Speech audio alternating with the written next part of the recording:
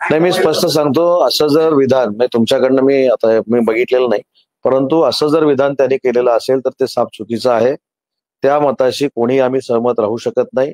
जरी ते शिवसेनेमधले असले, एकनाथ शिंदे साहेबांचं नेतृत्व त्यांनी स्वीकारलेलं असलं आणि अशा पद्धतीचं जर वक्तव्य त्यांनी केलं असेल तर त्यांच्या कुठच्याही वाक्याशी शब्दाशी आम्ही सहमत नाही.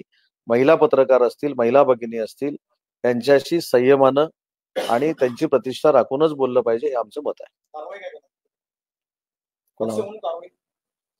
चव्हाण साहेब, मी काय सांगितलं, कोण व्यक्ती आहे ह्याच्याशी आमचं काही घेणं देणं नाही. जी व्यक्ती चुकीची बोलली असेल तर ते चूकच आहे, आम्ही मान्य केलं ना. त्यांच्यावर कारवाई काय करायची, कार्यवाही काय करायची याचा निर्णय स्वतः एकनाथ शिंदे साहेब घेतील.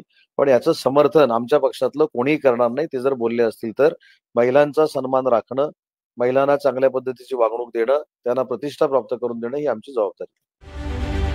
रत्नागिरी 24 न्यूज चॅनलला आताच सबस्क्राईब करा आणि शेअर करायला विसरू नका.